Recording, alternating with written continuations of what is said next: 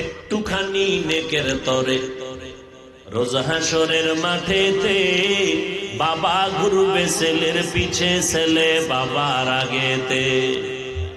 আহাতে মন কঠিন দিনেতে আল্লাহ তোমায় ছাড়বে না, ঠিক মতো পড়িলে নামাজ জান্নাত তোমার ঠিকানা। ঘুমের চেয়ে নামাজ ভালো আর তুমি ঘুমাইও না, ঠিক মতো পড়িলে নামাজ জান্নাত তোমার ঠিকানা। বিবেকের বিচার হবে, তখন সন্তান বলবে আল্লাহ আমার একটা আবদার। কি?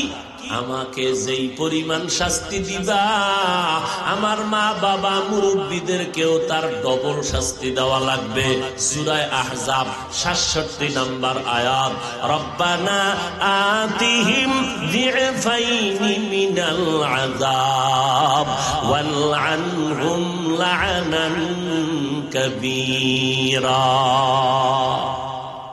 আর একজনের ফলা খারাপ, নিজেরটার খবর নিছেন নি একদিনও? মা যদি চিন্তা করতেন সন্তান সকাল ৮টায় স্কুলে গেল, ২টায় চলে আসবে, ১২টায় চলে আসবে, ১২:৩০ হলে কেন আধা ঘন্টা ছিলি কই? আম্মাজান যদি হিসাব নিতেন, কোন মা বাবার সন্তান পার্কে গিয়ে আড্ডা করে গুনাহ করতে পারত না। মায় খবর নেওয়ার টাইম আছে, মায়ও তো আর এক পার্কে দৌড়ায়, আব্বাজান আর একদিকে দৌড়ায়। শহরে বাজারে দেখো নারীদের ঢল, পর্দাবিহীন তারা করে ঝলমল, অন্যকে তার দিকে আশেক বানায়। দেশটায় আজি ধ্বংস নারীর বেপরদায়, সবার মুখে কি আওয়াজ হায় হায় হায়। আব্বাজান যদি মেয়ের এই মেয়েটা ওড়নাটা কি সুন্দর করে পর, মাইয়ে যদি ৯০ উপরে মেজাজ দিয়ে কয় পারবো না, বাবার অধিকার নাই চাপ দিলে, চাপ দেওয়ার কোন অধিকার নাই, দিলেই ভিডা। কার ভিডা? মাইয়ার না বাবা? মেয়ে পড়বে না ওড়না, চাপ দিলি কেন? আরো কত কিছু দেখবেন কিয়ামতের আগে, মরার আগে আরো কত কিছু দেখবেন। সোনার বাংলায় মেয়েটাকে হোটেলের মধ্যে ঢুকাইয়া বাবা কয় তুই আজকের জন্য আমার স্ত্রীর মতো। আরো জোরে বলেন। এরে নবীর উম্মতের দল, এই জন্য পাগড়ি কষাইয়া দিলেন, জিকির করলেন, তাবলীগ করলেন, পীরের কাছে গেলেন, ভিআইপি প্যাকেজে টাকা ব্যয় করে হজ করলেন, মাইয়া বোলাডি ঠিক করলেন, একটু চিন্তা করলেন না অমুক ইমাম সাহেব পাগড়ি বাঁধলেন না, দোষ বলেন, দোকানে চা টানেন আর দোষ বলেন, নিজের ছেলেটার কি হালাত, নিজের মেয়েটা কেমন মানুষ বানাইলেন। ও আল্লাহর বান্দা, এই জন্য আল্লাহ পাক বলেন ৪ গুণালা মানুষ জান্নাতে যাবে। ১ নম্বর ঈমান, ২ নম্বরে নেক আমল। ঈমানের মধ্যে শিরিকের গন্ধ থাকা যাবে না, আমলের মধ্যে বেদাতের গন্ধ থাকা যাবে না। আল্লাহর হুকুম মতো চলবা, মদিনাওয়ালার তরিকায় আমল করবা। এই ২টা গুণ যখন হলো, এখন তোমার দায়িত্ব ৩ নাম্বার। আমি নামাজ পড়ি, পর্দা করি, তাতে হবে না, আমার মাইয়াটা পর্দা করে কিনা আমাকে দাওয়াত দিতে হবে। এরে মাইয়া, এ কলিজার টুকরা কন্যা, পর্দা কর। আমার নবীর ইন্তেকালের ৬ মাস আগে আমার নবী ফাতেমা কলিজার টুকরা ডেকে বলেন, ইয়া ফাতেমা তু আনকিজি নফসাকি মিনান নার। ও ফাতেমা, কবরে যাওয়ার আগে জাহান্নাম থেকে তুমি নিজেরে বাঁচাইয়া কবরে যাও। ও পর্দার আড়ালের আম্মা জানেরা আসেনি? এরে আম্মা জান, আপনারা নবীদের মা, সাহাবায়ে কেরামের মা, আউলিয়ায়ে কেরামের মা, আপনারা আয়েশা রাদিয়াল্লাহু আনহার মতো নারী, ফাতেমা রাদিয়াল্লাহু আনহার মতো নারী, খাদিজা রাদিয়াল্লাহু আনহার মতো নারী, আপনাদের এত সম্মান, আল্লাহ তাআলা এত মর্যাদা আপনাদের দান করলেন। আপনারা ঘরের মধ্যে থাকবেন, আল্লাহর এক বান্দি নবীর ঘরে গিয়া হাজির হয়ে গেলেন। আমার নবী সামনে, বিবি পেছনে আছেন, আম্মা জান বসা। ওই মহিলা প্রশ্ন করলেন, আম্মা জান, পুরুষেরা জুমার নামাজে গিয়া কত সওয়াব পায়, জানাজায় গিয়া কত সওয়াব, ঈদের নামাজে সওয়াব, জিহাদের ময়দানে সওয়াব, আমরা নারীরা এত সওয়াব তো কামাই করতে পারি না, নবীর থেকে একটু জানবেন নি আমাদের উপায় কি হবে? হবে। আল্লাহর নবীকে বলা মাত্র নবী বললেন, ও বিবি জানায় দাও সারা দুনিয়ার নারীদের জন্য আইন হয়ে গেল। এরে দুনিয়ার নারী ও পর্দার আড়ালের মা বোনেরা, ঘরের মধ্যে থাকবা, 5 বেলার নামাজ ঘরের ভেতরে নির্জন নিরিবিল জায়গায় পড়বা, স্বামীর মাল হেফাজত করবা, কারণ স্বামীর মাল এটা স্বামীর না। স্বামী মরে গেলে আম্মা জানেই সম্পদ তোমার, সম্পদ তোমার সন্তানের। ও সন্তানেরা, আজকে বাবার পকেটের টাকা চুরি কইরা মোবাইল কিনো, বাবার টাকা চুরি কইরা মোবাইলে এমবি ঢুকাও। ভালো করে লেখা রাখ, বাবার পকেটের টাকা যদি চুরি করো, ওই টাকার মালিক তো আসলে তুই। তোর বাবা এত 3 বেলা ঠিক মতো খাইতে পারে না, কষ্ট করে শুধু সন্তানের জন্য, স্ত্রীর জন্য। এই যে সাগরের মধ্যে দৌড়ায়, স্ত্রীর থেকে বিদায় নিয়ে যায়, বিবি বিদায় দাও, আর হয়তো ফিরে আসতে না পারি। কত মানুষ যেই সাগরে নিয়ে গেল, বিদায় হয়ে গেল, আর ফিরে আসে নাই। আল্লাহ বলেন সব ইনসানেরা জাহান্নামে যাবে, কিন্তু 4 গুণওয়ালা মানুষ জাহান্নামে যাবে না। মদিনার নবী বলেন সব উম্মতেরা জান্নাতে যাবে, কিন্তু মুহাম্মদের যারা মানে না তারা জান্নাতে যাবে না। সাহাবায়ে কেরাম বললেন, নবী আপনাকে কারা মানে না? নবীজি বলেন আমার অনুসরণ যারা করবে জান্নাতে যাবে। তাহলে এই দুনিয়ার মধ্যে কে নবী মানে, কে নবী মানে না? জবাব হলো যে নবীর অনুসরণ করে সে নবী মানে, সে জান্নাতে যাবে। যারা নবীর অনুসরণ করে না তারা নবী মানে না, জান্নাতেও যাবে না।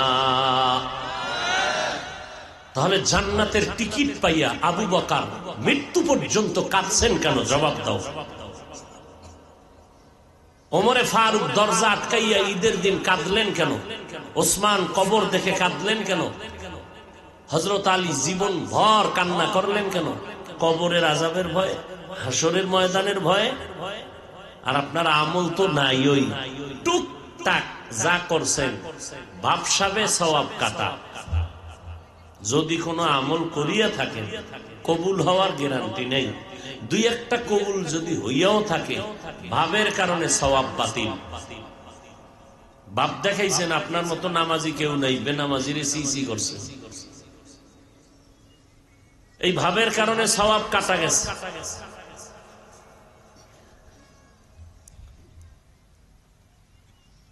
ওয়াল আসর ইন্নাল ইনসানা লাফি খুসর।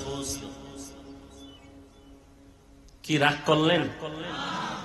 থাকবেন নি শেষ পর্যন্ত? আল্লাহ রাখবে না?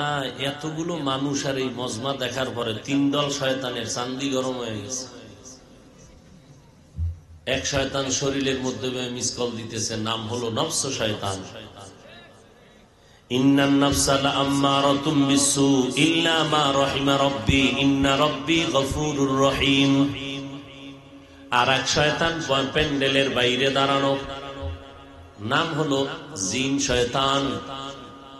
বলে মাত্র ঢুইকা গেলি অপেক্ষা থাক, বের হইলে আবার ধরে ফেলবো। তবে বয়ান শোন, কোনো বাধা নাই, মোনাজাতটা দিবি না, তা আমার ক্ষতি হয়ে যাবে বিশাল। কারণ তোরে 30 বছর পর্যন্ত কি পরিমাণ আকাম করাইছি, আজকে যদি মোনাজাত দাও, আমি ইবলিস ভালো করে জানি, কারণ আমি আলেমেরও আলেম, ফেরেশতাদেরকে পড়াইছি, আমি ভালো করে জানি আল্লাহর আইনে আছে এতগুলো মুমিনের মধ্যে একজনের আমিন যদি কবুল হয়, মোনাজাতে সবাইকে আল্লাহ বেগুনা বানাইয়া ফিরায় দিবেন। অতএব বয়ান শুনবি, বাধা নাই। তবে আমি ইবলিস অনুরোধ করে বললাম মোনাজাতটা দিবি না, কারণ মোনাজাত দিলে আমার 30 বছরের মেহনত বরবাদ হয়ে যাবে। তোরে আল্লাহ যদি মাফ করে দেয়, আমার আকাম করায় কি লাভ হলো? আবার নতুন করে তোর পিছনে মেহনত করা লাগবে। এই পরিমাণ গুনাহ করাইতে কত বড় হায়াত দরকার। আর এক শয়তান আপনার ডানে বামে বসে আছে, নাম মানুষ রূপী শয়তান। মিনাল জিন্নাতি ওয়ান নাস। মানুষ রূপী শয়তানটা কিছুক্ষণ বসবে, বৈশা বৈশা আপনারে বুদ্ধি দিবে, কেমন হুজুর, কোন দলের হুজুর, একটু চিন্তা করা দরকার। তারপরে ওয়াজ শুনুন, হুজুরের দল কোনের, টুপি দেখে দল ভাগ করে, টুপি টুপি দিয়ে দল ভাগ, ওই হুজুর এক দলের, আমরা আর এক দলের। এইভাবে বুঝাইয়া বুঝাইয়া বলে আর কত চল, যেই বয়ান করে এই বয়ান তো আমরা শুনছি বহু আগে। আবার একটাই কইবে এত কষ্ট কইরা সাগরের পারে শুনতে আইছি, গীবত শুনতে আইছি নি। হাফিজ সাহেব কি জানে না গীবত করা হারাম? এরপরও কেন ওয়াজিব গীবত? জানো না? আরেকটাই কয় জানো না, ভিতরে হিংসা। ওরে আমরা আলেমরা জানি না গীবত করা হারাম, আপনারা যদি 100% জানেন, আমরা 1000% জানি হারাম। তবে আমরা গীবত করা হারাম এতটুকু শুধু আপনারা জানেন, আমরা পুরাটাই জানি। বলে কি? গীবত করা যেমন হারাম, 4 কারণে গীবত করা ওয়াজিব। না করলে গুনাহ হবে, গীবত না করলে গুনাহ হবে। এর মধ্যে একটা কারণ, ইসলামের ব্যানার লাগাইয়া যারা উম্মতের ঈমান আমল চুরি করবে, আহলে হক ওলামায়ে কেরাম এদের নাম লইয়া লইয়া উম্মতের সামনে বলিয়া সতর্ক করবে, এটা গীবত হলেও সওয়াব। দলিল লাগবেই তো। দলিল ওয়াইলুল লিকুল্লি হুমাযাতিল লুমাযা আল্লাযী জামাআ মালান ওয়া আদ্দাদা।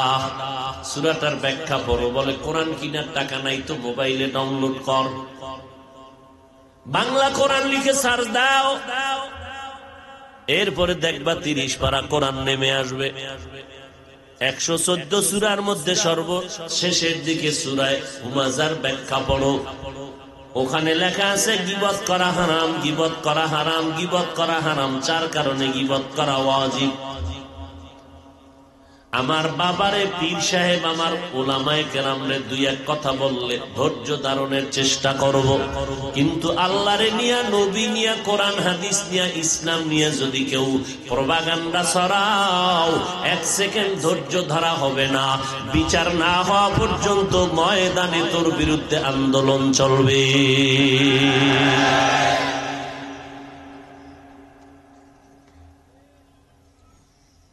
কোরআনের মধ্যে জাল আছে, এই কথার পরে চুপ যে থাকবে, এ সৃষ্টির নিকৃষ্ট বেঈমান। আর এক টুপিওয়ালা মাওলানা ইসলামের ব্যানার লাগায় বলে কালেমা লা ইলাহা ইল্লাল্লাহ মুহাম্মাদুর রাসূলুল্লাহ, এ কালেমা ফেলে দাও, এটা কুফরি। আবারও আসতে, এই যুবকেরা, তোমরা কি ওই বক্তার গোলাম? যদি থাকো তওবা করবা। যেই বক্তা, যে আলেম বলবে কোরআনে জাল, ওকে আলেম বলে ওর অনুসরণ করা হারাম। যে মাওলানা নামের টাইটেল লাগায়, ইসলামের ব্যানার লাগায় বলবে কালেমা কুফরি, তার অনুসরণ করা হারাম। যে বলবে নবীরা অন্যায় করেছেন, ভুল করেছেন, আল্লাহ ভুল করাইছেন, এই 50 বছর আগের ওয়াজ না, এই তাজা খবর শুনাইতেছি, সোনার বাংলাদেশের তাজা খবর। আমগো হুজুর নামের কলঙ্ক যারা ইসলামের ব্যানার লাগায় কি আকামগুলো করতেছে, আপনাদের খবর নেই। এক আলেম ডাক দিয়ে কয় নবীরা ভুল করেছেন, আল্লাহ ভুল করাইছেন। যুবকেরা আল্লাহকে সাক্ষী রেখে বলো, আমার নবী অন্যায় করেছেন, ভুল করেছেন, তুমি এই কথায় কি একমত? অতএব ইউটিউবে সারা রাত মোরাকাবা কইরা কি দেখো জানি না, আজকে থেকে তালাশ করবি। যেই টুপিওয়ালাই কথা বলে বের কর, ইউটিউবের মধ্যে আছে, বেশি আগের না, মাত্র কয়েক মাস আগের খবর। এদেরকে চিহ্নিত করে নাও। এরা মাওলানা ঠিক, ইসলামের ব্যানার টানাইছে ঠিক, তবে এরা আহলে হক না, এরা ইসলামের ব্যানারওয়ালা আহলে বাতিল ভণ্ড।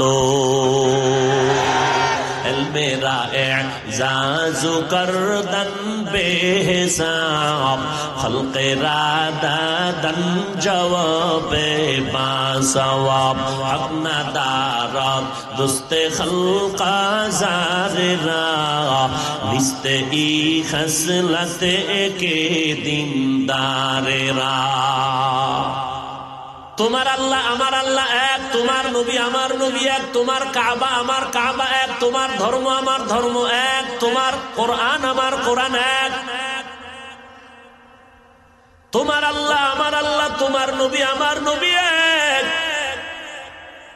এই দুনিয়াতে যতদিন বেঁচে থাকবা গোলামি করবা আল্লাহ, আদর্শ মানতে হবে মদিনার নবীর। আর কারো গোলামি করা যাবে না, কারো আদর্শ মানা যাবে না। কেমন ভাবে আল্লাহর গোলামি করবা, নবীর আদর্শ মানবা? বলে অন্ধ ভক্তের মতো। অন্ধ মানি আল্লাহর হুকুম মানো, কোনো প্রশ্ন করা যাবে না, এটা এমন কেন তেমন কেন। নবীর আদর্শের মালা গলায় লাগাও, প্রশ্ন করা যাবে না, এটা এমন কেন তেমন কেন। এর নাম হলো অন্ধভক্ত। আল্লাহর অন্ধভক্ত হইবা, নবীর অন্ধভক্ত হইয়া গোলামি করবা। আর জমিনে কারো অন্ধভক্ত হওয়া জায়েজ নাই। আব্বা আম্মার ভক্ত হও হালাল, অন্ধভক্ত হওয়া হারাম। ওস্তাদের ভক্ত হও হালাল, অন্ধভক্ত হওয়া হারাম। পীর সাহেবের ভক্ত হও হালাল, অন্ধভক্ত হওয়া হারাম। অত ভক্তটা কেমন? চোখ কান খোলা রাইখা ভক্ত। আমি আমার ওস্তাদ মানি, বক্তা মানি, আলেম মানি, পীর মানি, মা বাপ মানি কতক্ষণ? আমার আল্লাহ আর আমার নবী মেনে চলবেন যতক্ষণ। এই কথা আপনারা একমত না কোনো ভেজাল আছে? হ্যাঁ, আল্লাহ হেদায়াত দান করুন। তাহলে বক্তা মানি কতক্ষণ? আল্লাহ নবী মানবেন যতক্ষণ। অতএব যদি কোনো বক্তা বলে কোরআনের অর্থ না জেনে পড়ে লাভ নাই, ওদিকে মদিনার নবী বলে পড়ো। তুমি কোরআন পড়তে জানো না, অর্থ জানো না, কিন্তু মুখস্থ শুনিয়া যদি আল্লাহর মোহাব্বতে দিলটা খুলিয়া যদি তুমি জিহ্বা নাড়াইয়া আল্লাহর মোহাব্বতে পড়ো, আলিফ লাম মিম, নবী বলেন সাথে সাথে আমল নামায় 30টা নেক দেওয়া হবে। নবীজি বলতেছেন আল্লাহর কোরআন নামাজের মধ্যে দাঁড়াইয়া যদি পড়ো 1 অক্ষরে 100 নেক দেওয়া হবে। যদি বসিয়া বান্দা পড়ো 1 অক্ষরে 50টা করে নেক দেওয়া হবে। অতএব যারা বলবে কোরআনের অর্থ না জেনে পড়ে কোনো লাভ নাই, তারা ইসলামের ব্যানারওয়ালা ভণ্ড।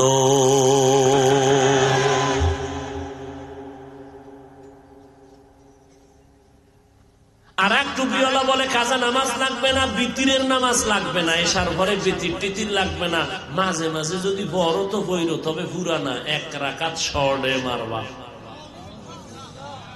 পুরা 3 রাকাত লাগবে না। আর এক হুজুর বলে বেশি নফল ইবাদতের দরকার নাই। কি পরিমাণ ফিতনা আমার সমাজের ঘিরে নিল, ধর্ম নিয়ে ফিতনা, ইসলাম নিয়ে ফিতনা। এই ফিতনা বাংলার জমিনে এত পরিমাণ, অথচ বাইতুল্লাহ যাবেন হজ করতে, মদিনায় যাবেন জিয়ারতে, কত ধরনের মানুষ। কেউ নামাজের আগে নাক তাইনা ঘুমায়, একামত হয়ে গেল, দাঁড়ায় আল্লাহু আকবার, ওযু টজুর দরকার নাই। আবার একজন দেখলাম নামাজে দাঁড়ায় গেল, কেউ বুকের উপরে হাত বাঁধে, কেউ নাভির নিচে হাত বাঁধে, কেউ হাত সোজা সাইরা দিয়া দাঁড়ায় থাকে। আবার দেখলাম একজনে মোবাইল আসছে, মোবাইল পকেটে নামাজের ভিতরে বের কইরা কথা কয়, হ্যালো আমি নামাজের ভিতরে আছি। আবার মোবাইলটা কাটে পকেটে রাখলো, নামাজ ঠিকই আছে। আর এক আল্লাহর বান্দা দেখলাম সেজদায় যাওয়ার সময় পকেট থেকে একটা টুকরা বাই কইরা কপালের তলে দিছে। কি কয়? কাঠের টুকরা। কেন? কয় জমিন ইবলিস সেজদা দিয়ে নাপাক করছে, আমরা কই দিই এই জন্য কাঠের উপরে দিই। এত দলাদলি, এত দল, এত মত, কিন্তু মক্কা মদিনায় বিন্দু বিন্দু কোনো আওয়াজ নাই, দ্বন্দ্ব নাই, কোনো কথাও। সব ভেজাল আমার মসজিদের মধ্যে সোনার বাংলায় ঢুকলো কেন? কার জানি বরদোয়া লাগছে না অভিশাপ লাগছে? ও ভাই তুমি বুকের উপরে হাত বাইদা নামাজ পড়ো তো, আমার সমস্যা কি? আমি নাভির নিচে হাত বেঁধে নামাজ পড়বো, সমস্যা কোথায়? ও ভাই তুমি তোমার কবরে যাইবা, আমি আমার কবরে যাব, কিন্তু সাবধান, তুমি যেই টুপি মাথায় দাও, আমার দাবি হলো নবীর সুন্নত অনুযায়ী টুপি পরো। বড় টুপি দাও, ছোট দাও, কালো দাও, সাদা দাও, নিয়ে দ্বন্দ্ব কেন?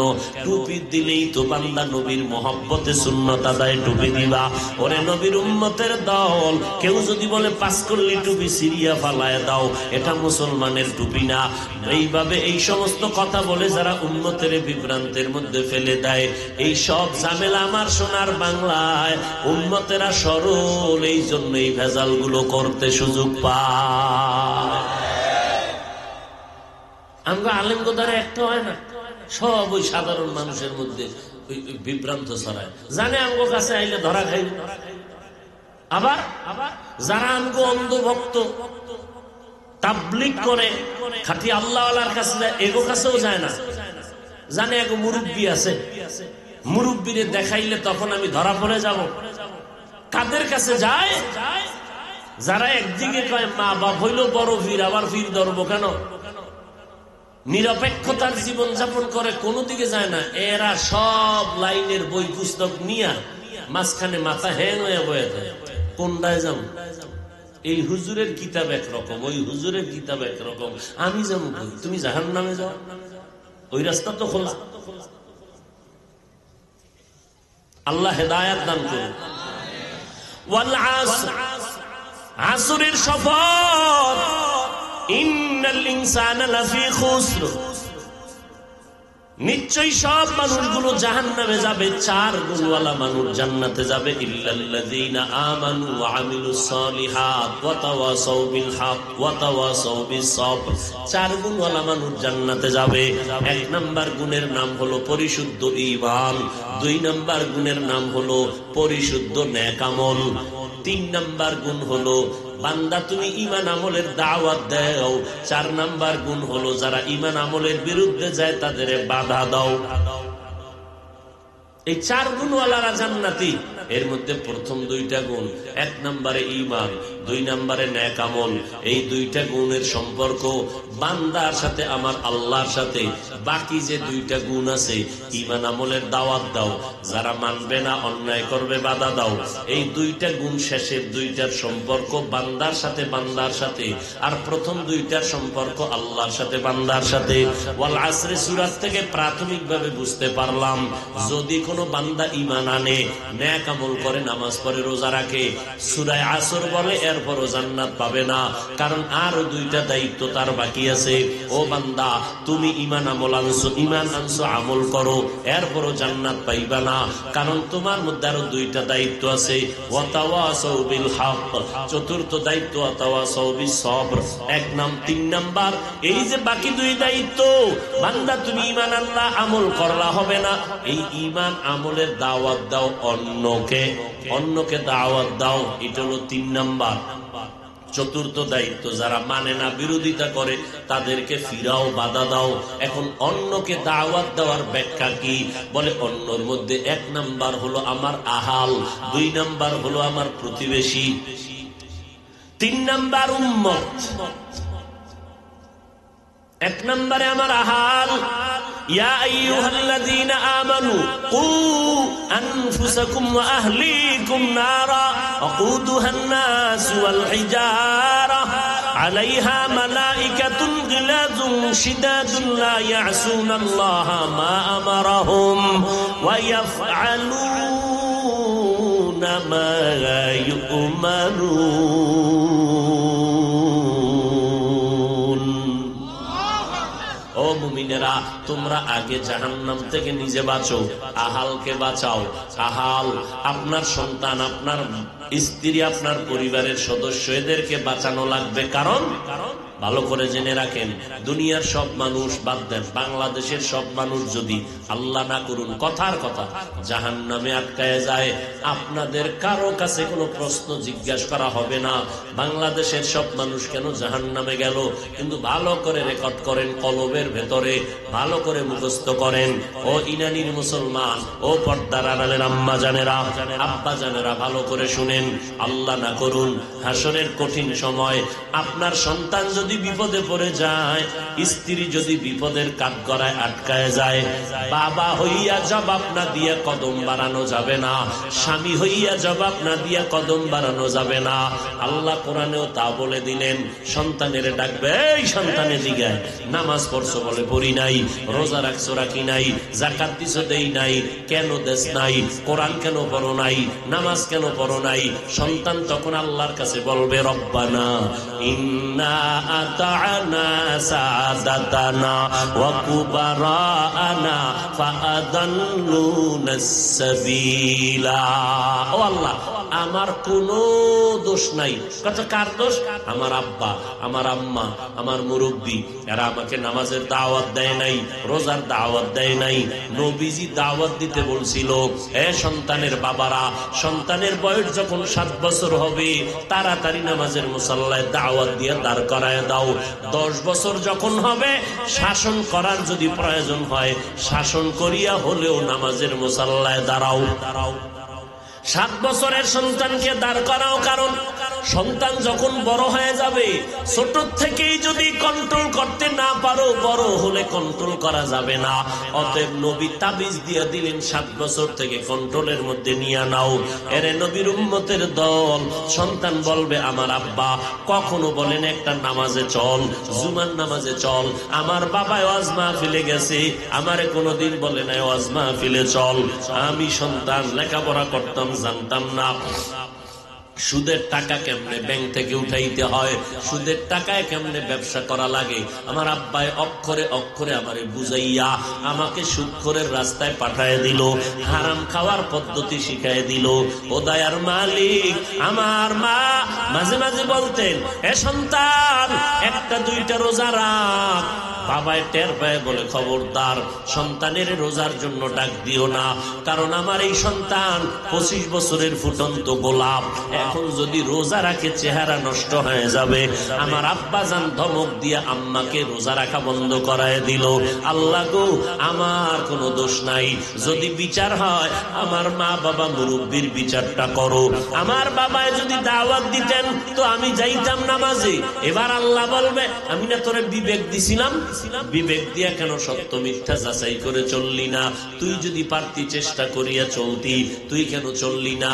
তোর বিবেকটা কেন তুই অপব্যবহার করলি?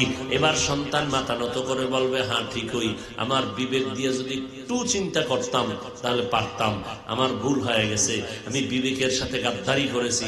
আল্লাহ কয়, ঠিক আছে, আজকে তোর বিবেকের বিচার হবে। ইন্না সামআ ওয়াল বাসারা ওয়াল ফুআদ কুল্লু উলাইকা কানা আনহু মাসউলা। বিবেকের বিচার হবে। তখন সন্তান বলবে, আল্লাহ আমার একটা আবদার। কি?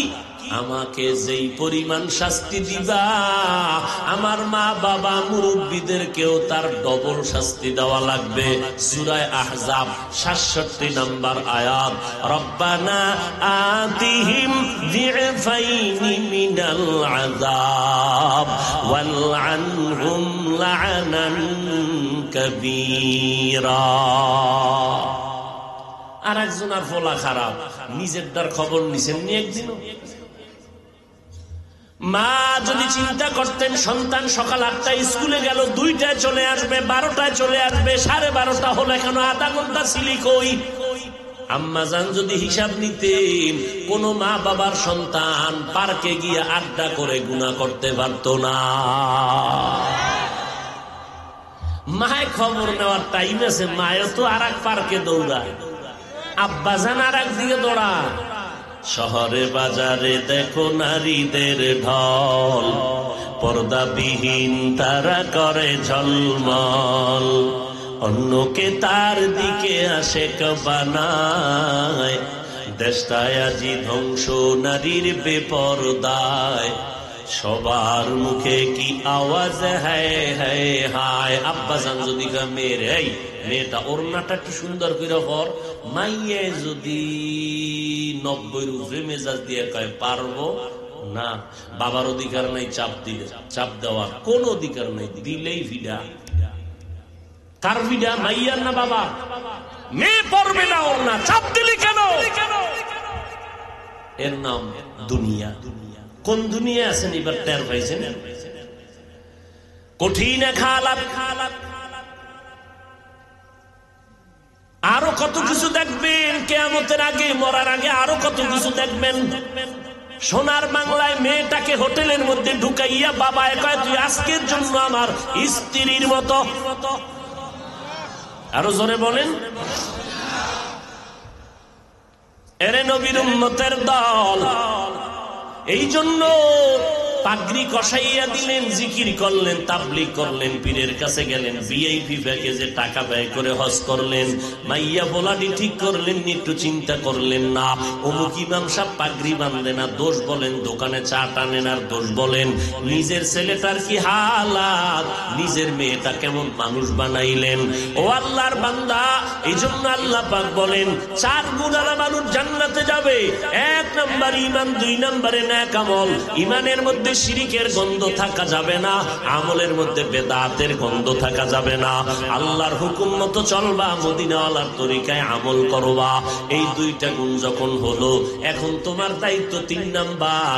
আমি নামাজ পড়ি, পর্দা করি, তাতে হবে না, আমার মাইয়াটা পর্দা করে কিনা আমাকে দাওয়াত দিতে হবে। এরে মাইয়া, এ কলিজার টুকরা কন্যা, পর্দা কর।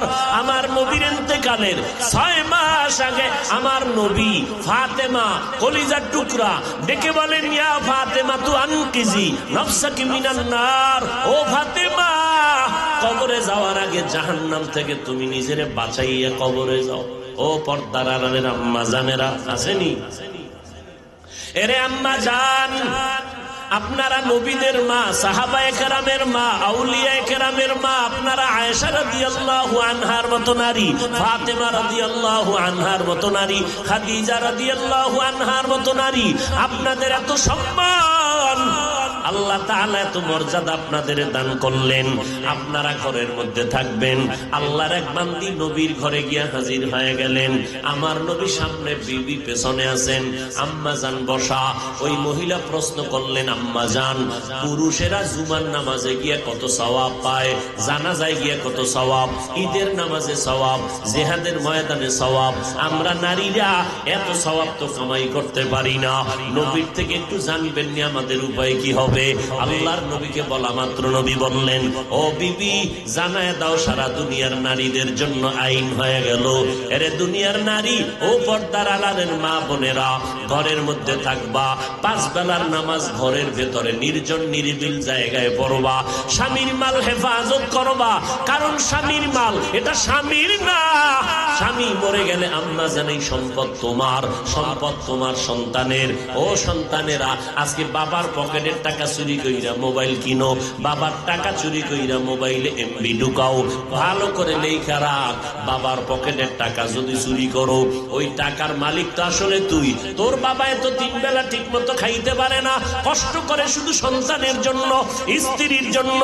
এই যে সাগরের মধ্যে দৌড়ায়, স্ত্রীর থেকে বিদায় নিয়ে যায়, বিবি বিদায় দাও, আর হয়তো ফিরে আসতে না পারি। কত মানুষ যেই সাগরে নিয়ে গেল, বিদায় হয়ে গেল, আর ফিরে আসে নাই। এত কষ্ট করে কি জন্য? নিজে খাইবে, এই জন্য কোনো বাবা কষ্ট করে না। বরং স্ত্রী মনের থেকে কয়, স্বামী আমার, তুমি কক্সবাজারে যাও, টেকনাফ যাও, আমার জন্য এই জিনিসটা নিয়ে আইসো। একবারও স্ত্রী জিগাইল না, স্বামী তোমার পকেটে টাকা আসেনি। স্বামী বেচারাও জ্ঞানীর পরিচয় দিয়া কিছু কয় না। বাজারে যাইয়া পকেটে হাত দিয়ে দেখে টাকা নাই। স্ত্রীর মনের আশাটা কেমনে পূরণ করি? বাজারের এ মাথা থেকে সে মাথায় দৌড়ায়, বন্ধুরে টেলিফোন করে, আমার 1000 টাকা ধার দিবিনি, আমি ডলারে মাছ দইরা ইসা আবার তোর টাকা দিয়া দিও। বন্ধু কয়, না না, দেওয়া যাবে না। আবার আর এক বন্ধুর কাছে গেল, এইবার 1000 না, কারো থেকে খুঁজে খুঁজে লজ্জা শরম ফালাইয়া 200-300 টাকা ধার নিয়া এরপরে স্ত্রীর মনের আশা পূরণ করলো। আর সেই স্ত্রী যদি স্বামীর খেদমত না করে, মদিনার নবী বলে, ও দুনিয়ার নারীরা, স্বামীর খেদমত করো। স্বামীর খেদমত মানি ঘরে আসছে সালাম দাও, আর 5 বেলার নামাজ পড়ো। সন্তানগুলোরে তুমি আদর্শওয়ালা বানাও, ঘরের মধ্যে নামাজ পড়বা, স্বামীর মাল হেফাজত করবা, সন্তানগুলো মানুষের মতো মানুষ বানাইবা। মদিনার নবী বলে, পুরুষেরা মুজুমায় গিয়া, ঈদগায় গিয়া, জানাজায় গিয়া যেই পরিমাণ সওয়াব পায়, আমার আল্লাহ মহিলাদেরকে ঘরের মধ্যে সেই সওয়াব দান করবে। আতিনা ফি দারে দুনিয়া না হাসান, আতিনা ফি দারে উকবা না হাসান ইয়া গিয়াসাল মুস্তাগীসিন ইহদিনা লিফতিখারা বিল উলুমি ওয়াল গিনা হর গোরি দেনে को तू तैयार है जो न मंगे उससे तू बेजार है। ও আল্লাহর বান্দারা সন্তানকে বাঁচাও, জাহান্নাম থেকে বাঁচাও। নিজে ঈমান আমল ঠিক করলে হবে না, সন্তানকে ঈমান আমলওয়ালা বানাও। নিজে কোরআন পড়লেই হবে না, সন্তানকে কোরআন পড়নেওয়ালা বানাও। সন্তান ডাক্তার হবে আলহামদুলিল্লাহ, ইঞ্জিনিয়ার বানাবেন আলহামদুলিল্লাহ, প্রফেসর বানাবেন আলহামদুলিল্লাহ, বড় একজন ডাক্তার বানাবেন, সাংবাদিক বানাবেন, ধন্যবাদ। তবে আমার মাওলার কোরআনটা তার সিনার মধ্যে দিয়া দাও। ওই সন্তান ডাক্তার হইয়াও মা বাবার জন্য কবরের কিনারায় গিয়া কোরআন পড়ে দোয়া করবে। এরে সন্তানের মা বাপ, এই জন্য আল্লাহ পাক বললেন শুধু ঈমান আর আমল তোমার আছে এরপর জান্নাত। প্রস্তুতি না, যদি তোমার দায়িত্ব আরো দুইটা পালন না করো। নিজে নামাজ পড়েন, সন্তান পড়ে না, কেন পড়ে না তারে বাধা দিতে হবে। আপনি গান শুনেন না, সন্তান শুনে, বাধা দিতে হবে। গান শোনা হারাম। ও সন্তান কোরআন তেলাওয়াত শুনো, ওলামায়ে কেরামের বয়ান শুনো, দিলটা নরম হয়ে যাবে। মদিনাতুল মুনাওয়ারা, মক্কাতুল মুকাররমার ইমাম সাহেবদের তেলাওয়াত শুনো, কলিজা ঠান্ডা হয়ে যাবে, চোখে পানি আসবে। কেন তুমি গানের ক্যাসেট লাগাও? কান কেন নষ্ট করেছো? এইভাবে মা বাবার দায়িত্ব দাওয়াত দাও। খলিফাতুল মুসলিমিন গরম সাহাবী ওমরে ফারুক খেলাফতের মসনদে বসে আছেন। এক বৃদ্ধা মানুষ আব্বা জান বিচার নিয়ে গেলেন সন্তানের বিরুদ্ধে। খলিফাতুল মুসলিমিন, আমার সন্তানের বিরুদ্ধে নালিশ দিতে আসলাম। কি নালিশ? আমার সন্তান আমার হক আদায় করে না। ওমর বললেন আপনার সন্তানকে তো লাগবে। সন্তানকে হাজির করা হলো। এই সন্তান, বাবার মায়ের হক কেন আদায় করো না? ওমরকে ডাক দিয়া কয় খলিফাতুল মুসলিমিন, বেয়াদবি মাফ করবেন, আব্বা আম্মার হক আমি আদায় করব, ঠিক আছে, তবে আব্বা আম্মার পক্ষ থেকে আমার উপরে কোনো হক আসেনি। ওমর ফারুক বলেন আছে। জানতে পারবো নি? বলে হ্যাঁ, একটু জানায় দিবেন। কি? বলে জেনে নাও। এক নাম্বার, এই আব্বা জান, তুমি যদি ভালো সন্তান দুনিয়াতে চাও, এক নাম্বার দায়িত্ব ভালো মা ঘরের মধ্যে ঢুকাও। ভালো মা ডানা কাটা ভরি কিনা, ডানা কাটা ভরি নিয়ে আসছে ঘরের ভেতরে, হাজারে একখান। ঘরে আইসেই কয় তোর মায়ের ডানার আগে কাটি। মায়ের ডানা খাইতে কয় তোর মা আমারে গালি দেয়, খারাপ, আমি তার খেদমত করতে পারুম না। দুই নম্বরে কয় তোমার বাবার ডানাও কাটা, এই বাবার খেদমত করা যাবে না। স্বামী বেচারা কয় এখন ডানা কাটা পরি, তোমারে নিয়ে কি করুম? কয় কক্সবাজারে চলো, হোটেল ভাড়া নাও, অথবা চট্টগ্রামে চলো। গেল, যাইয়া এবার হোটেলের ফ্ল্যাট ভাড়া নিল। ফ্ল্যাট বাসা ভাড়া নিয়া এইবার কয়েকদিন কামাই রুজি। স্বামী তুই কামাই করতে যা, আমি আর একদিকে গেলাম। ঘুরে টুইরে আসছে। কয়েক মাস পরে কয় ডানা তোরটাও ভালো না, তোর ডানাও কাটবো। এবার স্বামীর ডানা কাইটা রাস্তার ফকির বানাইয়া স্ত্রী অন্যদিকে দৌড়ায়। ডানা কাটা ভরি আনছেন, ডানা কাটবো না, সেটা কথা হইল। আর যদি মেয়েটা বিয়ার সময় কোরআন পড়নেওয়ালা যদি দেখে নিতা, যে আল্লাহর বান্দি কোরআন পড়নেওয়ালা হবে, ওই বান্দি কখনো শ্বশুর শাশুড়ির কলিজায় আঘাত করবে না। এর যুবক, শুধু নারীদের দোষ দিয়ে কি লাভ? তোমার চরিত্র কই? তুমি এই জীবনে কয়টা মাইয়ার জীবনটাকে নষ্ট করেছো? কত মেয়ের জীবনে কালিমা লিপন করেছ, আশা দিয়েছ, এইভাবে কত মেয়ের জীবনের উপরে হামলা করেছো। আল্লাহ কয় তোর বিচারটা করব, রেডি থাক। এমন একটা বউ তোরে দিব, জল্লাদ নামের বউ তোর ঘরে আইসা 6টা মাইয়ারে যেই কষ্ট দিছ, একটা মাইয়া তোর ঘরে আইসা সব গোষ্ঠী শুদ্ধা জাল মিটায় দিবে। জল্লাদ যেমন কর্ম তেমন ফল। আল্লাহ হেদায়াত দান করুন। আমার আল্লাহ এই জন্য আসরের উপরে কসম করলেন, ওয়াল আসর, আসরের উপরে শপথ। আসরের 25টা অর্থ আছে, এর মধ্যে 2টা অর্থ সময় থাকলে আমি বলবো, উঠা বসা করলে মোনাজাত দিয়া চলে যাও। আসরের এক শব্দের অর্থ হলো আসর মানে সময়, তাহলে ওয়াল আসর শব্দের অর্থ হলো আসর মানে সময়ের শপথ। সময়ের শপথ কেন আল্লাহ করলেন? বলে সময় বড় দামি একটা সম্পদ। 24টা ঘন্টার পর্দা লাগাইয়া দুনিয়ার মানুষের দিয়ে দিছে বান্দা। ব্যবসা করবি 24 ঘন্টার বাইরে টাইম নাই, আছে? চাকরি করবাই 24-এর মধ্যেই সীমাবদ্ধ, এর বাইরে টাইম নাই। অতএব এই সময়টারে কাজে লাগাও। সময়টারে দুনিয়াতে যারা কাজে লাগাইছে তারা জিরো থেকে হিরো হয়ে গেছে। আখেরাতের লাইনে যারা সময়টারে কাজে লাগাইলো এরাও দুনিয়াতে আখেরাতের লাইনে জিরো থেকে হিরো হয়ে গেল। ও যুবকেরা, সময়টারে কাজে লাগাও, অযথা সময় নষ্ট করবা না। কারণ এমন একদিন আসবে কান্না করিয়াও তুমি সময়ের মূল্য আর খুঁজিয়া পাবা না। সময়টারে যারা দাম দিয়া সম্মান মূল্যায়ন করলো তারা দুনিয়াতে বড় দামি হয়ে গেল। দেখেন না, 11 মাস দোকানওয়ালা দোকানদারি করে যেই পরিমাণ লাভ হয়, মাত্র একটা মাসে সে তার থেকে 12 গুণ লাভ হয় মাত্র রমাজান মাসে। ব্যাপারটা কি? 11 মাসে দোকান খোলা, সকাল 8টা রাত 8টা, কর্মচারী 1 জন। আর রমাজান মাসে 24 ঘন্টা দোকান খোলা, কর্মচারী 5 জন। সময়টারে যেই পরিমাণ কাজে লাগাইলো ওই পরিমাণ গেইনার বা লাভবান হয়ে গেল। এরে বাবা, এই রমজানে তুমি এত লাভবান কেন হইলা? সময়টারে মূল্যায়ন করেছি, রাতেও ঘুমাই নাই, দিনেও ঘুমাই নাই, কর্মচারী 5 জন রাইকে সময়টারে মূল্যায়ন করেছি, তো আমি মূল্যায়িত হয়ে গেলাম। আমার ব্যবসা 12 মাসেরটা 1 মাসে উঠিয়ে গেছে। সময়টারে কাজে লাগাও। সাহাবায়ে কেরাম কাজে লাগাইলেন, আম্বিয়ায়ে কেরামরা 1 সেকেন্ড সময় অযথা নষ্ট করেন নাই। এরে নবীর উম্মতের দল, সময়টা কাজে লাগাও। ব্যবসা কতক্ষণ, চাকরি কতক্ষণ, ঘরের মধ্যে সময় দাও।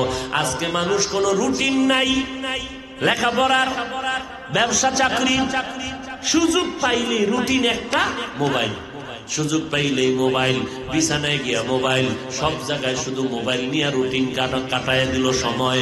রাত কখন হইল খবর নাই, 3টা কখন বাজলো খবর নাই, ফজরের আজান কখন হইল মোবাইলওয়ালার খবর নাই। আল্লাহ শপথ করলেন ওয়াল আসর, সময়ের শপথ। এর যুবক, সময়টারে কাজে লাগাও। তোমরা যারা স্কুল কলেজে পড়ো একটু আমাকে জবাব দাও, না হয় বালিশে মাথা লাগাইয়া তুমি আজকে একটু চিন্তা করিও ঘুমানোর আগে। তুমি যাদের লেখা বই পড়ে আজকে ডাক্তার হয়েছ, তুমি ইঞ্জিনিয়ার, যেই ব্যক্তি ইংরেজি বইটা লেখলো যে সব কলেজে চলে, এবার বুঝো সেই লোকটা কি পরিমাণ তোমার মতো মোবাইল চালাইতো।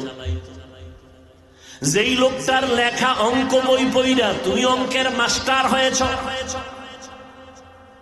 যেই লোকটার বিজ্ঞান বই পড়ে তুমি যথেষ্ট পরিমাণ মেধাওয়ালা হয়ে গেছ, যার লেখা বই পুরা শিক্ষাঙ্গনে চলতেছে, সব ছাত্র ছাত্রীরা পড়ে, এই বইটা তো আসমান থেকে আয় নাই, কেউ লেখছে না। তো ওই বেটার লেখা বইটা সবার কাছে কি পরিমাণ গ্রহণযোগ্য হইল? তোমার মতো বিড়ি টানলে হইতো নি, গাঞ্জা খাইলে হইতো নি। তুমি কি দিয়া যাও দুনিয়াবাসীকে বলো? তোমার পূর্বের লোকেরা তো একটা ইংলিশ বই লিখে দিছে, তুমি পড়বা, বড় দামি শিক্ষিত হয়ে যাইবা। তুমি জাতিকে কি দিয়া যাও? আমি জাতিকে দেই কি জানেন? ওই ইংরেজির পাতা, বাংলার পাতা সিরা জুতার তলে ঢুকাই নকল করার জন্য। এর থেকে আর বেয়াদবি কি হতে পারে? যেই বিদ্যা শিক্ষা করে তুমি শিক্ষিত, সেই বিদ্যার কাগজ ছিঁড়ে নকল করতে জুতার তলে ঢুকাইছো, এই বিদ্যা তোমার জুতা কপালে উঠাই দিল। লেখাপড়ার জীবনে করেছো বিদ্যা চুরি, কর্মজীবনে চাকরির চেয়ারে বসে করবি টাকা চুরি। কর্মজীবনে বিদ্যা চোর, আর শিক্ষা জীবনে বিদ্যা চোর, কর্মজীবনে সরকারের সম্পদ চোর। আর আমরা জীবনে স্কুল কলেজে না পড়লেও ইংরেজি বাংলা একটা কাগজ যদি দেখি পড়ে আছে, জীবন ভর আরবি করছি, এরপর সম্মান করি, কাগজটা উঠাই, একটা ভালো জায়গায় রাখি। জুতা লাগবে তো দূরের কথা, আর তুমি সেই সিরা জুতার তলে ফালায় দাও। এই তো তোমার বিদ্যার সম্মান। এই জন্য বহু ছাত্র তার মার সিরা পাগলের রাস্তায় ঘুরে অর্ধুলানো বিষয়। পাগলেরা ইংরেজিতে কথা কয় কেন? এগুলো কি টেকনাফে আবার ইংরেজি পড়ানো হয়নি? পাগল দিলে কয় না তো ইংরেজি কেন কয়? আসলে পাগল হইয়া ইংরেজি কয় না, ইংরেজি কইতো ছাত্র ছিল ভালো, বেয়াদবি করার কারণে ধ্বংস হয়ে গেছে। হয়তো লেখাপড়ার বইয়ের সাথে বেয়াদবি, না হয় শিক্ষকের সাথে বেয়াদবি। লিখে রাখ, শিক্ষকদের সাথে যারা বেয়াদবি করবে, আল্লাহর কসম এদের ধ্বংস অনিবার্য, দুনিয়ায় মরার পরে না আগেই। লিখে রাখ,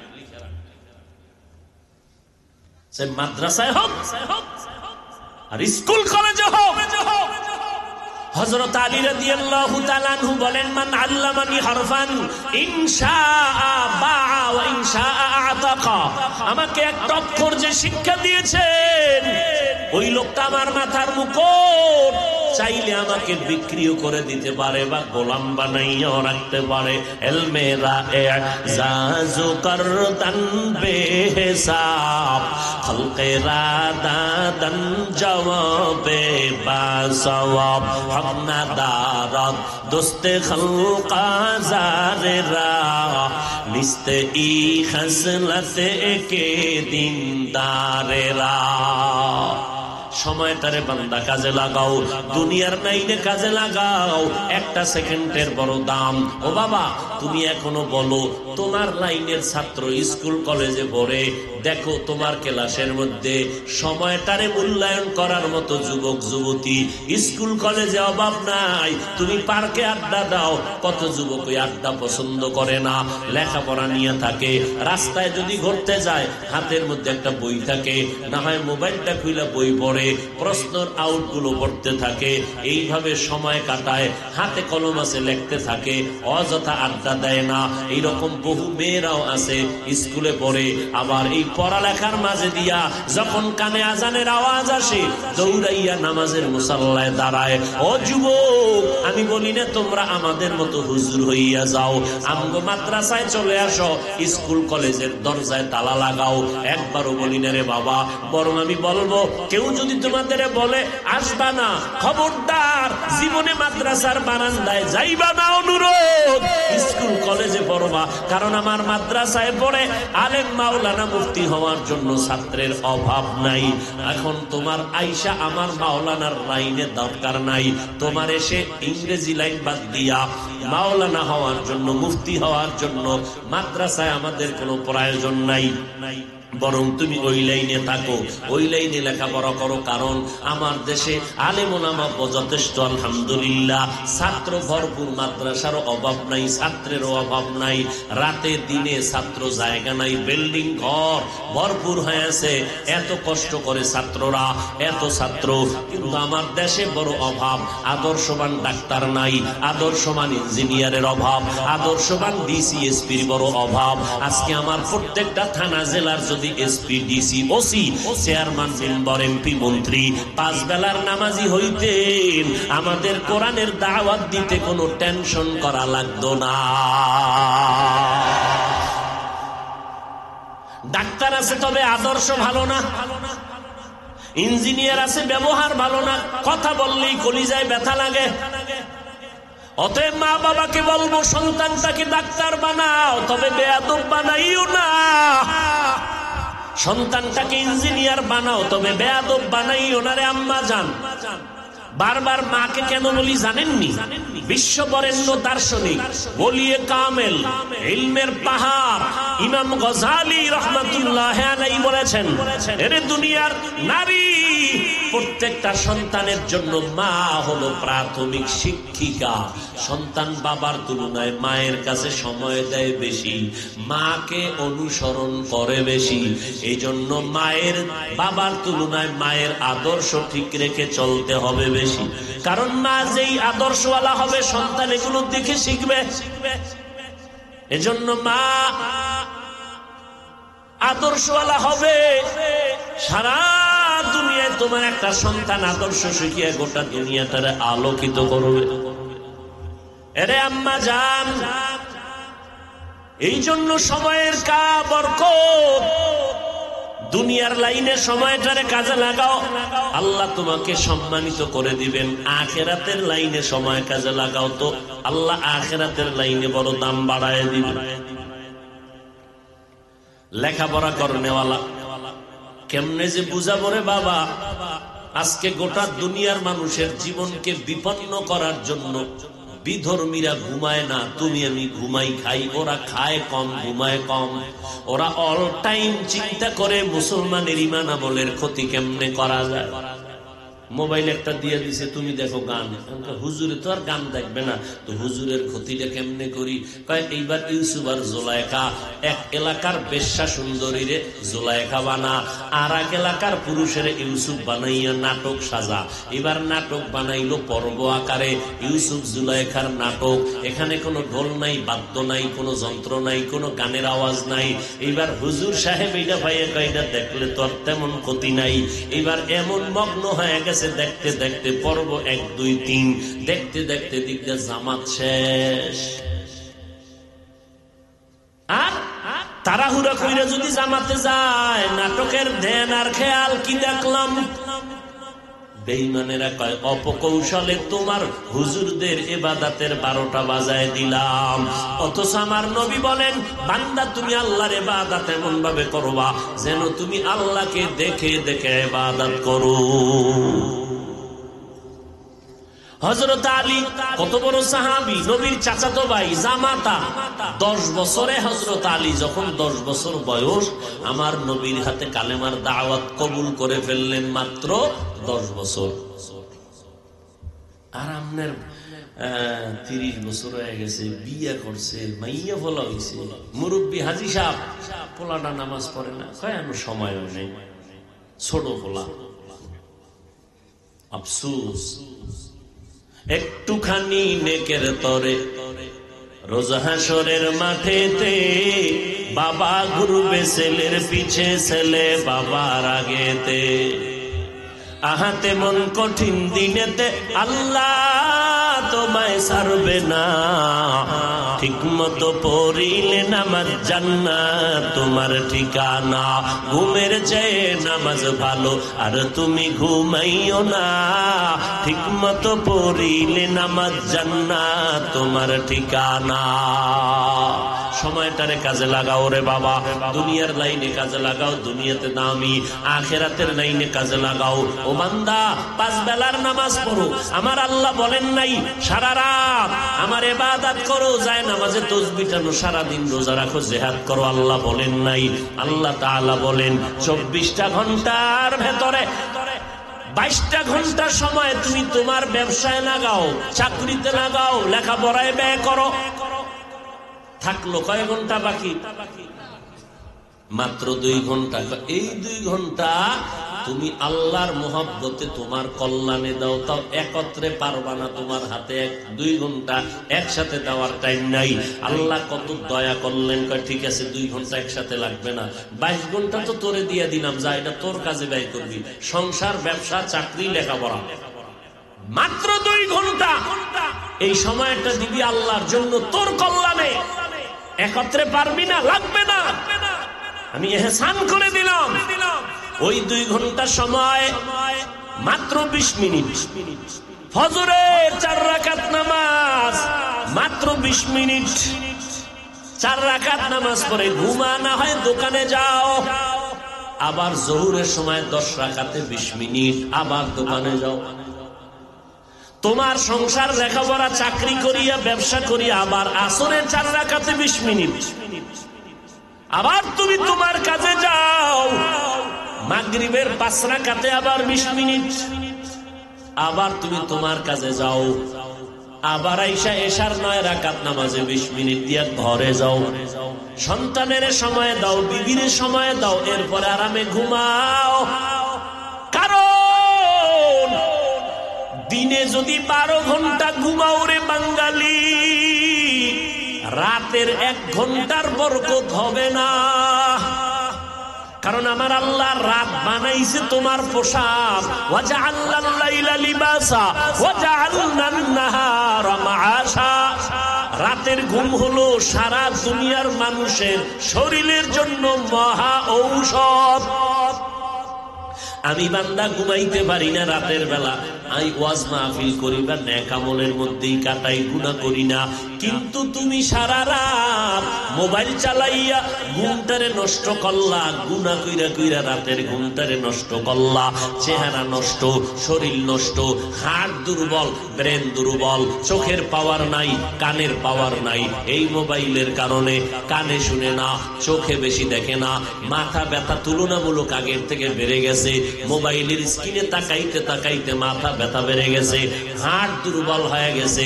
মোবাইলের দিকে তাকাইয়া জেহেন শক্তি, মেধা শক্তি কমে গেছে।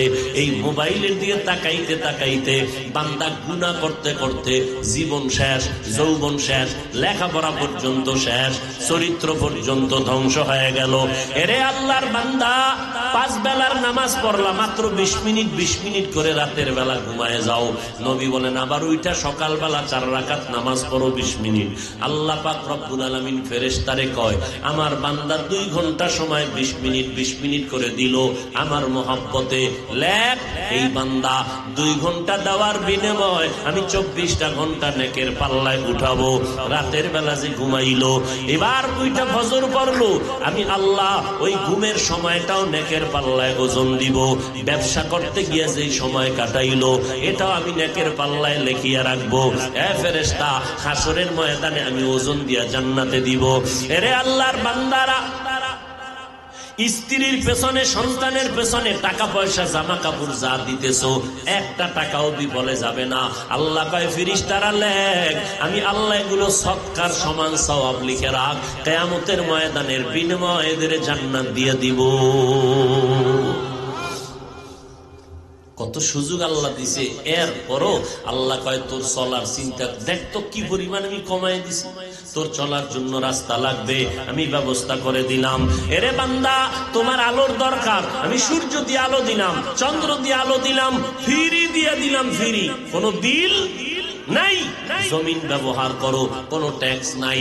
পানি ব্যবহার করো, কোনো বিল নিলাম না। ও বান্দা, বাতাস দিলাম ফ্রি। এত কিছু দেওয়ার পর যদি বান্দা তুমি আমার হুকুম মতো না চলো, কোথায় ভেগে যাবি রে বান্দা? পালাবার কোনো রাস্তা তো নাই।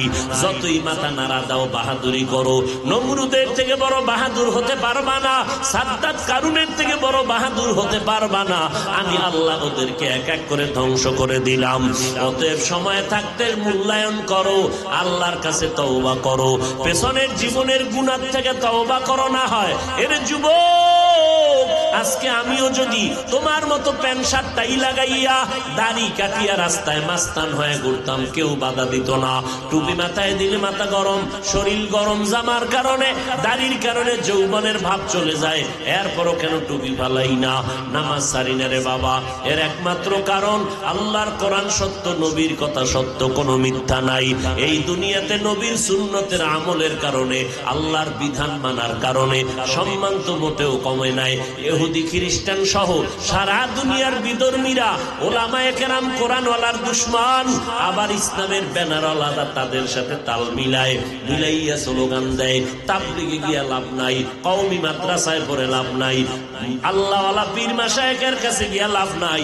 এরপরেও তো আলহামদুলিল্লাহ ময়দানে আহলে হকের ব্যানার তো ছোট না, মানুষের সমাগম তো কম না, তাবলিগের মানুষ তো কমে নাই, বরং বাড়তেছে। কথা ঠিক না? কওমি মাদ্রাসা কমে না, বাড়ে। এরে আল্লাহর বান্দা, এত কিছুর পরেও কেন আমরা এই লাইনটা ছাড়ি না? আল্লাহর কোরআন সত্য, কারা গুনাহ গুনাহগার গুনাহ নিয়ে কবরে যাবে তার কি অবস্থা হবে আল্লাহ তাও বয়ান করেছেন। জাহান্নাম জান্নাতের বয়ান করেছেন। জান্নাতে কারা যাবে, জাহান্নামে কারা যাবে, আল্লাহ স্পষ্ট কোরআনে বলেছেন, ইন্নাল আবরারা লাফি নাঈম ওয়া ইন্নাল ফুজ্জারা লাফি জাহিম। নেক আমল যারা করবে তারা জান্নাতের পথিক, যারা গুনাহ করবে তারা জাহান্নামের পথিক। ও যুবক ভাই, আমি একটু আগেও বলেছি, আবারও বলতেছি, আমি চাই না তোমরা আমাদের মতো বড় হুজুর হয়ে যাও। আমি অনুরোধ করে একটা কথাই বলবো, মা বাবার খেদমত করো, স্কুলে পড়ো, কলেজে পড়ো, চাকরি করো, ব্যবসা করো, তবে আমার মাওলার মোহব্বতটা কলিজায় রাখো। আমার আল্লাহরে ভুলিয়া যাইও না। নবীর তরিকা মতো জীবন চালাও। এরে নবীর উম্মতের দল, এরে নবীর উম্মতের দল, আল্লাহর মোহাব্বত নিয়ে বলতেছি, স্কুলে পড়ো, কলেজে পড়ো, নবীর তরিকা মতে 5 বেলার নামাজ পড়িও, মা বাবার দোয়া নিয়ে চলিও, উলামায়ে কেরামের পরামর্শ নিয়ে চলিও। তোমার মতো বহু যুবক র‍্যাব, আর্মি, পুলিশ, বিডিআরে চাকরি করে, 1 বেলার নামাজও বাদ দেয় না। মিথ্যা বলবা না, আছে না নাই? বিবেকটাকে জিজ্ঞাসা করো, তুমি কেন পারলা না? তোমার আমার মতো বান্দা নদীর মধ্যে মাছ ধরে, 1 বেলার নামাজ বাদ দেয় না। বিবেকটাকে জিজ্ঞাসা করো, তুমি কেন পারবা না রে যুবক? তোমার মতো বান্দা জমিনে কৃষি কাজ করে, গামছা বিছাইয়া জমিনে নামাজ পড়ে, নামাজ ছাড়ে না, তুমি কেন পারবা না? আল্লাহর মোহাব্বত নিয়ে চলো। মোনাজাত সবাই দেয়, সবার চোখে কান্না নাই, অনেকে কাঁদে, তোমার আমার কেন চোখে পানি আসে না? একমাত্র গুনার কারণে দিলটা পাথর হয়ে গেছে, আল্লাহ বেজার, এই জন্য চোখে পানি আসে না। কয়দিন আর বাহাদুরি করবা? দুনিয়াটা কিছুই না রে বাবা। এই চোখে কত যুবকের লাশ কবরে রাখলাম। কয়দিন আর যৌবনের বাহাদুরি করবি রে যুবক? কয়দিন আগে এই যে চিত্রাং নামের তুফান গেল, আল্লাহর বান্দা যুবক, বয়স মাত্র শুরু, বিদেশে টাকা কামাই করে বাড়ি এসে ঘর বানাইল। আল্লাহ ঘরে ঢুকতে দেয় না, এত সুন্দর ঘর, বিল্ডিং, মাত্র 2-1 দিন পরে বিল্ডিং এ ঢুকবে সন্তান নিয়ে, আনন্দ। তুফানের রাতের বেলা ঘরের দূরে একটু টিনের ঘরে গিয়া রাত্রি যাপনের জন্য একটা খাটের উপরে ঘুমায় গেল। আল্লাহর বান্দা, স্ত্রী, কন্যা, সন্তান, হঠাৎ বিশাল বড় একটা গাছ শিকড় শুদ্ধ উপরাইয়া গিয়া ঘরের উপরে পড়ল। পড়িয়া 3 জন আর বুকের চাপ লাগলো, 3 জন জাগায় নাই। এলাকার লোক আইসা চোখের পানি ফেলে আর বিল্ডিং এর দিকে তাকাইয়া আফসোস করে, এই কি মালিকের কুদরত! ছেলেটা জীবনভর বিদেশ বইয়া যা টাকা কামাই করলো, সব দিয়ে ঘর করলো, আজকে সন্তানও নাই, বিবিও নাই, স্বামীও নাই, পুরা ফ্যামিলি ধ্বংস। কিসের বাহাদুরি করো রে বাবা? আজকে তুমি এই সময় বয়ান শুনতেছো,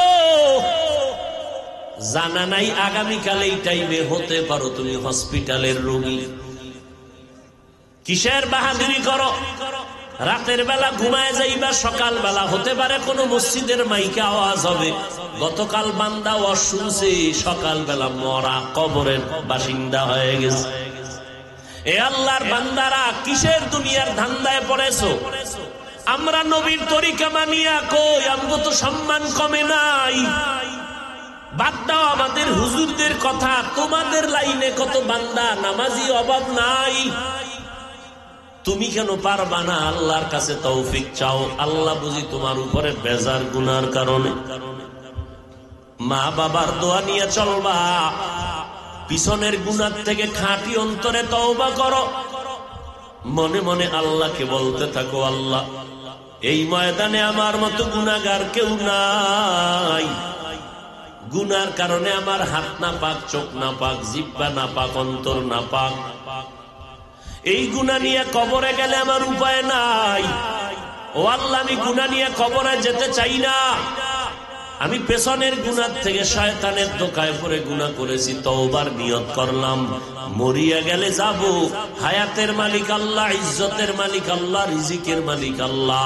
মরে গেল আর নামাজ ছাড়বো না, বেপরদায় চলবো না, মা বাবাকে কষ্ট দিব না, ওলামায়ে কেরামের বিরোধিতা করব না, নবীর তরিকা মেনে চলবো, 5 বেলার নামাজ পড়বো, আল্লাহর মোহাব্বত নিয়ে নবীর তরিকায় চলবো, দেশের বিরুদ্ধে জাতির বিরুদ্ধে কোন ষড়যন্ত্রে লিপ্ত হব না। ও আল্লাহর বান্দা, তুমি আমি কে? সাহাবায়ে কেরামের কথা তো শুরুতেই বলেছিলাম, যারা জান্নাতের টিকিট পাওয়ার পর আবু বকরের মতো বান্দা আল্লাহর ভয়ে জাহান্নামের ভয়ে নামাজে দাঁড়ায় রাতের বেলা কান্না করেন, ওমরের মতো বান্দা জান্নাতের টিকিট পাওয়ার পরেও কান্না করেন, তারা যদি কাঁদেন তোমার আমার কি পরিমাণ কান্না করা উচিত? অথচ কপাল বুঝি খারাপ, তোমার আমার ডানে বামে কত মানুষ মোনাজাতে কান্না করে, তোমার চোখে পানি আসে না। ও আল্লাহর বান্দা, আজকে এক ফোঁটা চোখের পানি ফেলো, এর বিনিময়ে আল্লাহ দয়া করে জাহান্নামের আগুন হারাম করে দিবেন। আর না হয় গুনাহ নিয়ে যদি কবরে যাও, ওই কবরে যাওয়ার পর সাদা কাফনের প্যাকেটটা যেদিন হয়ে যাব, কে আলেম, কে বক্তা, কে শ্রোতা, কে ইমাম, কে মুক্তাদি, কে ডাক্তার, কে রোগী, কোনো ভেদাভেদ নাই, সবার কাফন সাদা 3 খান কাপড় দিয়া প্যাকেট বানাইয়া যখন কবরে নিয়ে যাবে, আমার বক্তাগিরি তখন শেষ হয়ে যাবে, আমার আলেমগিরি ধ্বংস হয়ে যাবে। ওই কবরে যাওয়ার পরে আলেম বলিয়া ফেরেশতারা একটু ছাড় দেবে না, প্রশ্ন আমাকেও যেমন করবে 3টা, তোমাদেরকেও 3টা প্রশ্ন করবে রে যুবক।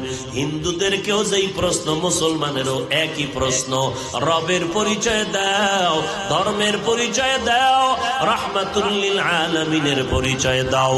নবী বলেন এই 3টা প্রশ্নের জবাব যারা দিবে তাদের কবর হবে রওজাতুম মির রিয়াজিল জান্নাহ, আর যারা জবাব দিতে পারবে না তাদের কবর হবে হুফরাতুম মিন হুফারিন নার। নবী বলেন কারা জবাব দিতে পারবে? যারা দুনিয়াতে রবের গোলামি করবে, তারা কবরে গিয়া জবাব দিবে রব্বি আল্লাহ, আমার রব একমাত্র আমার আল্লাহ। আর যারা দুনিয়াতে ইসলাম মেনে চলবে, কবরে গিয়া জবাব দিবে দ্বীনি আল ইসলাম। যারা দুনিয়াতে আমার নবীর সুন্নতের আমল করিয়া যাবে, আঙ্গুলের নখগুলো কেমনে রাখবেন সেখানেও নবীর সুন্নত যারা মানবে, মাথার চুলগুলো কেমনে রাখবেন সেখানেও নবীর সুন্নত যারা মানবে, জুতা 2টা কেমনে পায়ে পরবেন সেখানেও নবীর সুন্নত যারা মানবে, বাথরুমে ঢুকবেন কিভাবে, বের হবেন কিভাবে সেখানেও নবীর সুন্নত, জামাটা খুলবেন কিভাবে, শরীরের মধ্যে পরবেন কিভাবে সেখানেও নবীর সুন্নত, মানুষের সাথে কথা কেমনে বলবেন সেখানেও নবীর সুন্নত যারা মানবে, কবরের মধ্যে একটা রাস্তা বানাইয়া আমার নবীরে দেখাইয়া ফেরেশতারা বলবে চিনুনি এই ব্যক্তিটাকে। আর যারা নবীর আশিক, এরা দেখা মাত্র চিনে ফেলবে ইনি তো আমার মায়ার নবী। যেই নবীরে না দেখে টুপি পরলাম, দাড়ি রাখলাম, নামাজ পড়লাম, আমার আল্লাহর নবী বলেন সাথে সাথে আমার আল্লাহ গায়বী আওয়াজ দিয়া বলবেন ফেরেশতা আমার বান্দাটারে আর কষ্ট দিও না, দুনিয়াতে কষ্ট কম করে নাই, এখন আর দেরি করবা না, আমার বান্দা কত কষ্ট করিয়া জীবন কাটাইলো, এখন দেরি না করে কবরে বেহেশতের বিছানাটা দিয়া দাও, 3.5 হাত কবর, বিশাল একটা ঘর বানাও, জান্নাতের সাথে রাস্তা বানায় দাও, আমার আশিক বান্দা এবার জান্নাতের বিছানায় আরামে ঘুমাবে, কেউ যেন ডিস্টার্ব না করে, কিয়ামত পর্যন্ত ঘুমাবে, ফেরেশতা একদল পাহারা দিবে। আল্লাহর নবী বড় আফসোস করে বলেন, ও দুনিয়ার উম্মতেরা, ওই কবরে যারা নেক আমল করবে না, রবের গোলামি করবে না, ইসলাম মানবে না, সুন্নতের আমল করবে না, নিজেও নামাজ পড়ে না, ওই সময় তার খবর শুরু হয়ে যাবে। কবরের মধ্যে রাখিয়া সবাই যখন চলে যাবে, প্রশ্ন সেই 3টা, আগের 3টা, রবের পরিচয় দাও, ধর্মের পরিচয় দাও, রাহমাতুল লিল আলামিনের পরিচয় দাও। যখন প্রশ্ন করবে, নবী বলেন গুনাহগারেরা তওবা তওবা না করিয়া যদি কবরে যায়, বেনামাজি হইয়া যদি কবরে যায়, বলবে হা হা লা আদরি, আমি কিছুই জানি না, কিছুই জানি না, কিছুই জানি না।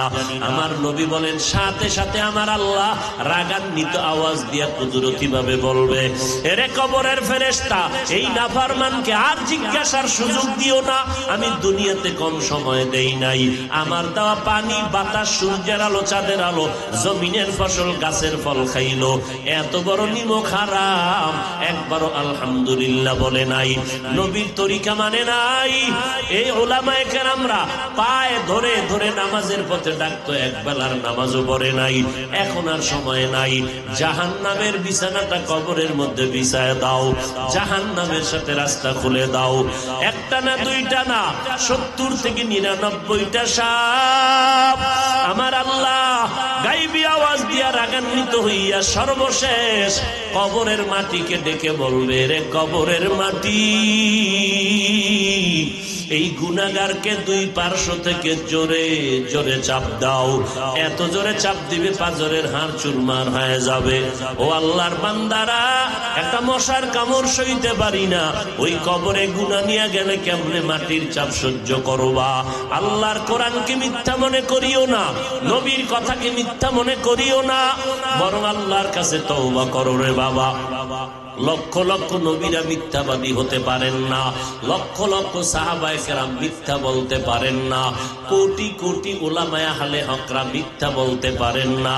অতএব গুনাহ থেকে বাঁচো, আল্লাহর কাছে তওবা করে সময়টাকে কাজে লাগায় বলো, আল্লাহ মরিয়া গেলে যাব আর নামাজ ছাড়বো না, বেপরদায় চলবো না, মা বাবার সাথে বেয়াদবি করবো না, উলামায়ে কেরামের বিরুদ্ধে যাব না, গুনাহ নিয়ে কবরে যাব না। তওবা করার যদি নিয়ত হয়, অন্তরে যদি কোনো দুর্বলতা না থাকে, মুনাফিকি না থাকে, আল্লাহর মোহাব্বতে, নবীর মোহাব্বতে তওবা করার যাদের অন্তরে নিয়ত খাঁটি ভাবে আছে, তাদেরকে অনুরোধ করে বলবো, আমার আল্লাহর মোহাব্বতে তওবার নিয়তে দুটো হাত উঁচু করে আল্লাহকে দেখায় দেন। আয় আল্লাহ, আমাদের হাতগুলো কবুল করে নেন। আয় আল্লাহ, যারা খাঁটি তওবার নিয়ত করেছেন কবুল করে নেন, তওবার উপরে মজবুত হইয়া চলার তৌফিক দান করেন, আমিন।